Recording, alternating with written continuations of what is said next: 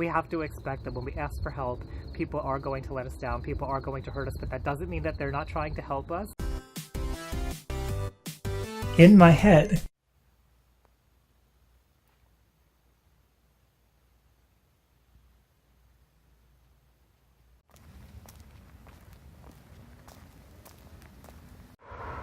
It's another night, and we're gonna see how we do with the noise tonight. I don't know why the other night there were so many cars, and here comes another car, so get ready for complaining about cars.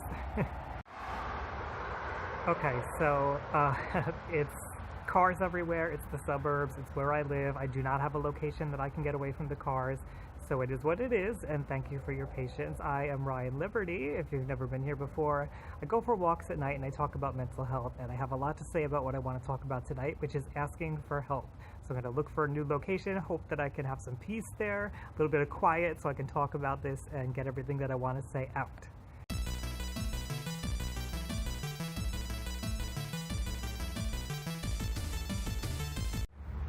Let's see how we do today as far as noise, hopefully better than yesterday. So, asking for help, it can be very hard for us, right? Because having a mental disorder impairs our ability to connect with people, it impairs our ability to think about what's going on, it impairs the way our emotions operate, it makes it difficult to trust people and to get over some internal struggles that we may be going with that would allow us to ask for help. For some of us, you know, some of the problems that we have originated in childhood, and asking for help might have gotten us punished or embarrassed or like abused or neglected, or something happened in our lives, you know, and I'm specifically talking to people who have PTSD. Something happened and got associated in our brain with asking for help. Something painful happened and got associated with asking for help, and that makes it difficult for us.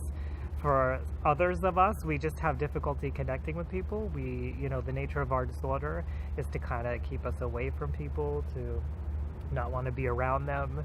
For some of us, we are very hostile towards people. So there's a lot of challenges. It's not easy asking for help, especially if it's not something that you've done before.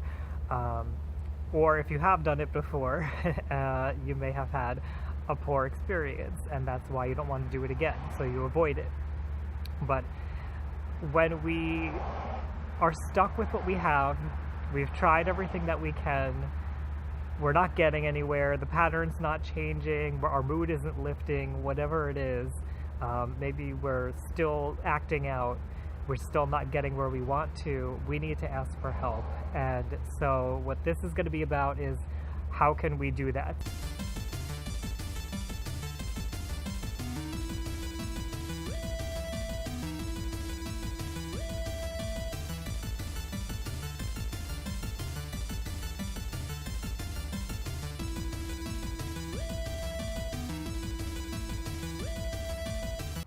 So everyone's going to have different problems with asking for help. If you're somebody who is feeling depressive, you know, you have low emotional mood, it's going to take that motivation to get you asking for help. You're going to have to want to get for some help. And I should just say, the first step, I think, for anybody is to acknowledge that you need help. You know, if you don't feel like you really need help, if you feel like you can kind of get through, you know, you feel like you've been coping and managing it, then you're not going to have that motivation to ask. So you really have to believe, like, I really need help for this problem. And unfortunately for a lot of us, we let it slide. We let it slide deeper and deeper and deeper when we know it's a problem. We know we're not doing so well, but then we're like, no, I can do this, I can get through the day. And that may be true, but by letting it go on further and further and further, sometimes we dig ourselves a little bit deeper into the hole. So I would say, if you're feeling like you need help, if you're having a really stressful day, you're having a really stressful time period, then it's probably time to just ask for some help. It's better to have the resources in advance than to come into a crisis and need the resources and not have them. So it may be hard to get that motivation. You may need to look into some like self-help strategies, some kinds of things on the internet maybe you can find that will help you get motivated if that's your particular issue. Other people maybe were abused, so they don't trust other people. So I've been through that myself. I know what that's like, but you have to learn who to trust, and you have to start trusting people if you're going to get help from people. So one of the things you can do is kind of go online and find areas where people are offering help, and go to trusted organizations, go to websites that seem to be popular, and sniff around. You don't have to interact right away. Look at how people are helping other people. Maybe contact one individual person that seems safe to you. Maybe you don't need to contact somebody right away. Maybe you just need to kind of like listen in and see what's going on. But that's always an option. You also have things like the crisis text line, 741-741 when things are bad. You have the suicide hotline, which I believe is 1-800-273-8255. I put all the links in the bottom of my videos on YouTube here. Basically, when you need help, you're going to face obstacles based on whatever your particular disorder is or whatever's going on with you. I know it's scary. I know, if you're somebody who doesn't like to feel vulnerable, doesn't like to feel weak, maybe you have some narcissistic tendencies, that it may feel like you are ashamed to ask for help, and that's okay. Again, look online for things that you can do. Start telling yourself it's not weak to ask for help. I'm not less of a person. I am doing this for the better of my future. Pretend like it's not even about you. I'm doing this for somebody else. I'm doing this for my family member. I'm doing this for my friends. So maybe it doesn't feel so shameful because it's not really about you anymore. Everybody's going to have their own struggles, but you have to reach out. You're not going to get the help unless you reach out. Like I said, there are options. You can read books, you can go and anonymously read things. I don't want to encourage that, because if you're somebody who has an avoidant coping strategy, that's not going to aid you. You're just going to prolong what's going on with you, and it's going to be more difficult to get help later because you just dig yourself deeper and deeper and deeper into that hole. That said, if you're already at the bottom of the hole, you still have resources, so reach out and grab them.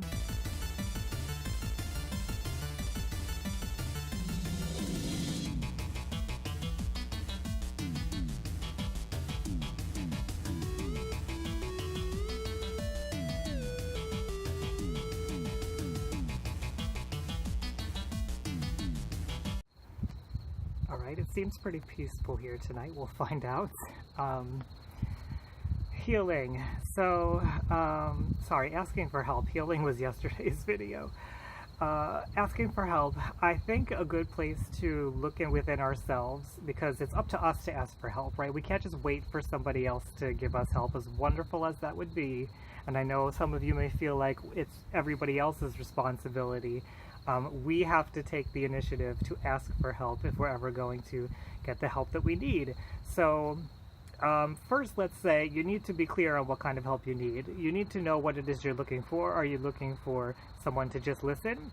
Are you looking for some kind of advice? Are you looking for a referral to somebody who has a more of a specialty? Do you need ongoing support? Do you need support just for right now? So get clear on that before you ask for help, and then communicate it clearly. So say exactly what you're looking for. But that's just, very basic asking for help. I wanted to talk about some of the things that may get in the way of us asking. So I think a good place to look to see why we're having difficulty with asking for help is at the personality traits, the maladaptive personality traits that are out there. And I have a whole series on this here on YouTube. I will link it. You'll see a little bubble or something pop up. There are 26 maladaptive personality traits, 25, something like that. And they typically indicate a personality disorder. However, you don't have to have a personality disorder to be out of whack on some of these traits, and everybody's a little bit out of whack on them. So don't feel like, because I'm mentioning personality traits, I'm talking automatically about a personality disorder. But they fall under 5 distinct domains, and those 5 domains can give us a clue as to what's going on when we have difficulty with things. So the first domain is negative affectivity, and that's basically when we are not so good at regulating our own emotions. So sometimes we see hostility. I'm somebody who gets hostile, and we get very aggressive. So maybe when we ask for help, we might say something like, "You need to do this for me."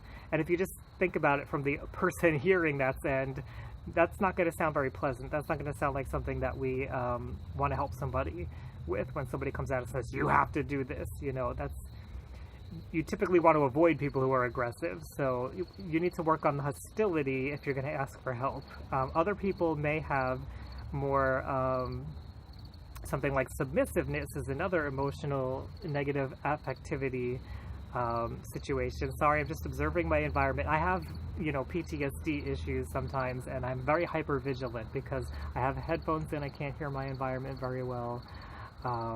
Yes, I could take them out, but I'm just a hyper vigilant person by nature, so you'll have to excuse me. But submissiveness is another negative affectivity trait. There's many. I'm not going to mention them all here because, as I said, there's a lot of them. But if you're submissive, you may feel like you just go along with whatever somebody says. And if somebody asks you questions and you just agree with whatever they're saying, you may not assert yourself enough to get the help that you need. You may not actually be communicating what's going wrong. So that's negative affectivity. We have withdrawal. So withdrawal is kind of when you avoid people or you kind of numb out. So depressivity, I mentioned, could be one where you don't feel motivated, you don't really want to connect to people. There's intimacy avoidance. So, you know, for example, you might avoid being with a therapist because that feels too intimate for you. And these are areas where you're going to have to come out of your comfort zone a little bit. If you're going to ask for help, you're going to have to come out of your comfort zone. You know, you've been living with this disorder, with whatever problems you've been having for so long, you've gotten used to it, and that's part of why asking for help is scary, because you know things are going to have to change. The best thing to do is just accept that things are going to have to change, and accept that they're going to change for the better. That's what you're really going for here. So withdrawal is another one. You see that in things like schizoid personality disorder.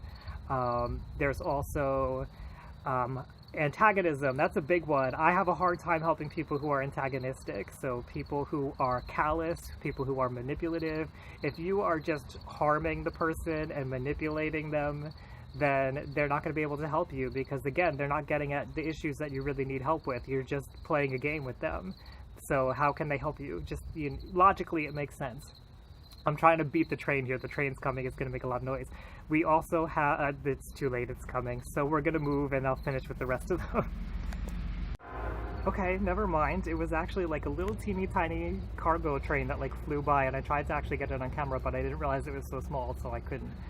Alright, so the next domain out of the 5 domains is, let's see, we had negative affectivity, withdrawal, antagonism, disinhibition. So disinhibition are traits like irresponsibility or impulsivity. So if you can't hold attention on anything, you might see this with people who have ADHD maybe, or anxiety, OCD maybe. You're holding your attention on all kinds of different thoughts that keep zooming by. If you can't focus on what is the problem and then focus on taking responsibility for that problem and understanding that it's originating within you, because all mental disorders, you know, I know it may not feel like it for some of you, but all mental disorders are happening within ourselves. I'm not going to say that our environment doesn't play a part, but we have the most control over them. So if you feel irresponsible, if you are impulsive, it may be difficult to pinpoint what you need help with, and it may be difficult to stay with a person long enough to have them help you. So those are areas to work on. And finally, there's psychoticism. So things like schizotypal personality disorder, where you might feel like you're hearing things. You may start seeing events as more important than they really are. You may have some unusual belief. And I'm sorry, I'm kind of jumping around in my head because I forgot to mention a big one. We'll get back to that. But if you have these unusual things going on, you may find it hard to trust what's happening. If you can just trust that somebody outside of you can confirm reality and you can put some trust in them, that may help you if you have some psychoticism going on. I wanted to just rewind backwards to another one that I see people have a lot of problems with, and this is under detachment, and that is suspiciousness. Because I know I talk to a lot of you, and I'm just in the general world of abuse.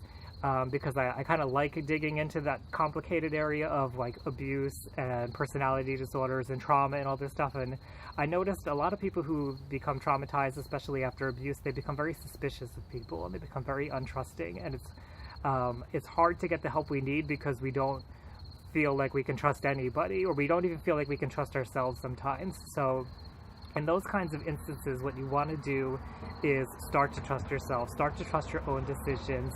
And when you can trust your own decisions, then you can trust the decision of the person who's going to be able to help you. And I think what I would say for all of these, though, is you can't put all your trust into one person, because everybody has faults. There's no perfect person. Nobody's going to get it 100% right. People are going to screw up. They're going to say something that's going to hurt you. They're going to trigger you. Like, part of healing is living with that reality. So we have to expect that when we ask for help. We have to expect that people are going to let us down. People are going to hurt us, because we do the same thing to other people. Whether we may not recognize that, but when people come to us, I know we think of ourselves as being perfect. You know, I would love to think like, oh, I know how to handle every single situation perfectly, but I let people down. I hurt people. It's just the nature of living and interacting as a human being. It's going to happen. There is no perfectly safe world. So we have to expect that when we ask for help, people are going to let us down. People are going to hurt us, but that doesn't mean that they're not trying to help us. And we should let them try to help us. But I will talk about a few things to look for to make sure that you are choosing somebody who will be helpful, and we'll continue from there.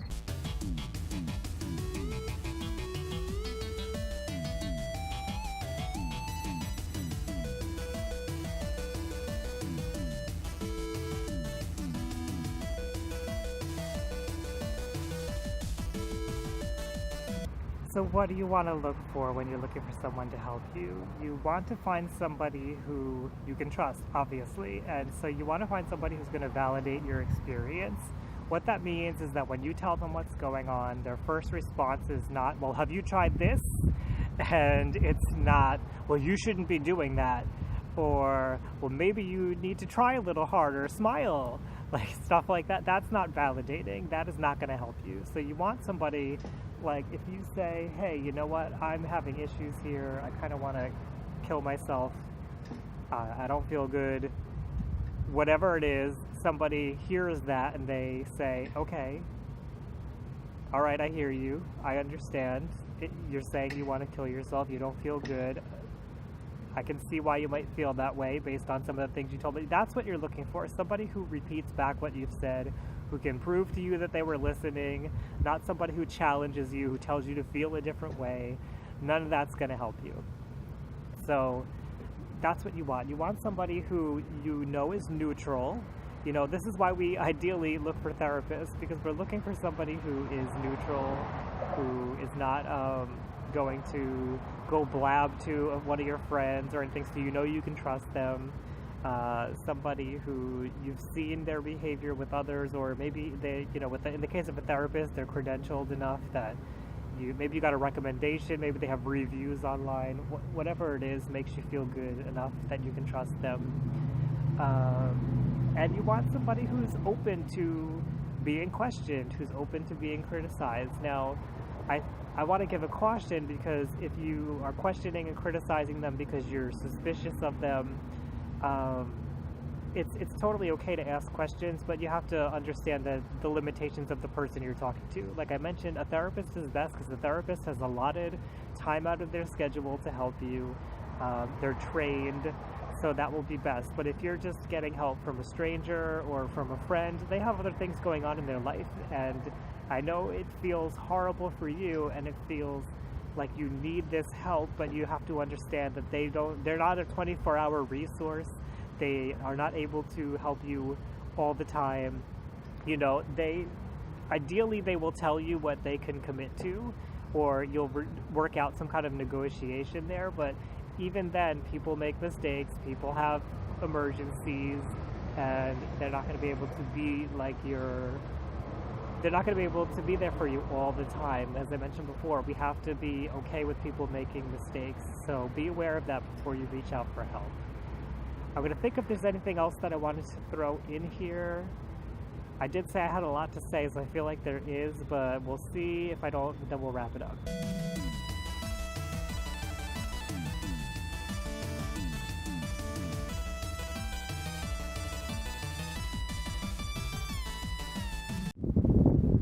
I guess the thing that I would just say is to remember that whoever you're asking help from, they are limited in their capacity to help you. Part of it has to be you outreaching to them. You have to get it within yourself, get yourself together, and combat some of those personality traits that you have that might get in the way, and reach out. It's scary. I know it's scary, but if you reach out to the right people, it's going to lead to something better. I know you may have been traumatized in your past, and I know how horrifying that is.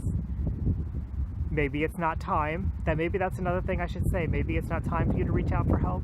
Then don't reach out yet, but start thinking about it. Start finding ways to get help in more passive ways. You know, go online anonymously.